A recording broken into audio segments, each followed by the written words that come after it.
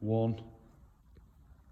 Good afternoon, this is Simon Bell from Stone Town Conservatives. I'm down at what is probably going to be the most important building and development in the next decade. What you're looking at here is Stone Wharf, a development down by the canal, right in the heart of Stone. And I'd like to introduce you to Steve Nuttall, the Managing Director of Joules Business. Steve, so could you just highlight, how did this start, for goodness sakes? Well, it's lovely just you panning around and looking at where we are so far. But we've been doing this now, we started over 5 years ago, since we first approached the Canal and River Trust. Right. Many folk from Stone will remember it was going to be a care home for many years, and that application was rejected. I think the public really stood up and said that's not what we want. They really wanted to have something that would connect the canal into the town centre, and we said, well, we would be interested in a flagship site so that we could, as a business, return to Stone. Now, the important thing, Steve, if I might, Joules is part of Stone, and the history of Joules goes back a long, long way, doesn't it? Yeah, 250 years worth of history, all really in Stone. I mean, the family dynasty started off, the first ever brewery was in Salford, but the second and third breweries were both in Stone. Yeah. The first one very small, and the second one was a monster, ended up being one of the biggest breweries in the country, with some 250 pubs. And they absolutely dominated this whole area. Their rivals back, say, with the county and Staffordshire, would grow at a similar pace to Joules on this side, and they were one of the biggest names in English brewing. The brand name and the name of Joules is an iconic name. It's the 6th oldest beer trademark in the world.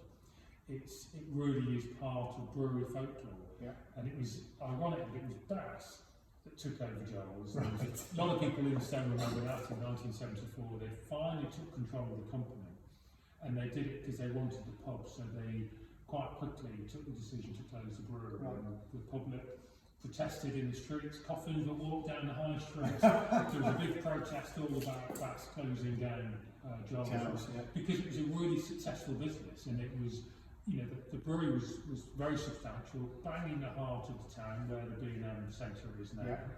The space we're on now was a part of the old brewery yard by the canal. Okay. Most folk know the Joules Canal warehouse just next door to this site. Yeah. The Crown and Anchor car park was the old barrel washing store. Okay. Beneath our feet here is where the old pipes used to run from the brewery to the warehouse next door. And ironically, as our predecessors caused us enormous headaches when we were doing the footings. So we didn't thank them very much in the dark days. So just looking back at history, now let's zoom forward to the year 2020. And although COVID has sort of put paid to the plans in terms of timing, if you look at what you've got, and your site encompasses quite a number of offerings from a destination point of view. Yeah, there's 3 parts to what we're doing here. There's the Heritage Centre, which will be operated by Stone Town Council.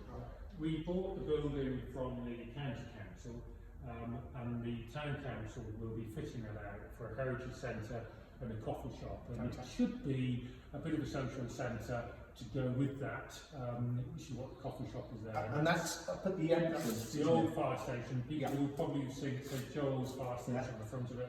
That will be that building, and that is the gateway from the town centre to come down to the to Crown Wharf and to the canal side. So it's linking the high street, the canal, and Joules as a centre. Yeah, absolutely. And that is we slow down a little bit, as you've rightly said, but hopefully that will be handed over to the town council in the coming, I would like to think, within the next 4 to 6 months, and they can start to fit out of that when they're ready. The second part of what we're doing here, of course, is our flagship pub. To have a pub back in Stone of some status, we wanted to do something that was really fitting the heritage of Joules on the old brewery footprint. So we have done something that we're a bit nervous about. It's bigger than anything else we've done before. It's an enormous amount of cash that we've planned into it, and we don't quite know how it's going to go because it's beyond our normal range. So it's going to be a really interesting project for us, and we've paused the action. We would have been ready to open before Christmas, around October. Some people have seen it says Wharf 2020. Sadly, it won't be 2020.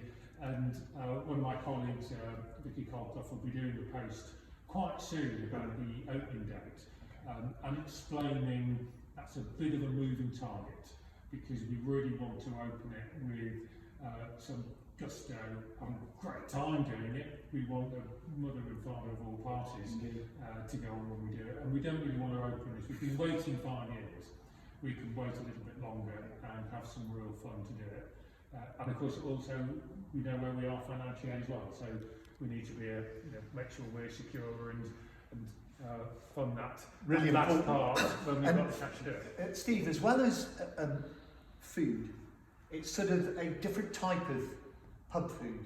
It's actually food and good ale, good drinking, good eating. Yeah, all of our pubs are all-rounders, really. So we think of them as being pubs first and foremost, but we like to do a really good food offer. It's not, none of our pubs do really fancy food. We do locally sourced, we do simple food, well cooked, all cooked on site in all of our pubs, and that's what we'll do here. So it should be really good, but the classic's done very well. So we're not looking to go too fancy. But what we do will be really good. So steak and ale pie, fish and chips. And I think your analogy was Ian Botham, the all-rounder. Absolutely, so, yeah. So that's a lovely piece. So I think for us, a pub should be a pub first and foremost and have that amazing pub atmosphere. If it's just a restaurant, you don't quite get the pubbiness and sociability. Pubs to us are all about people coming together and chatting together, and it's that curious thing in British folklore where pubs people will go and talk to each other, and you only do that in a pub. Nowhere else. It's normal to stand at the bar and to share the time of day with somebody.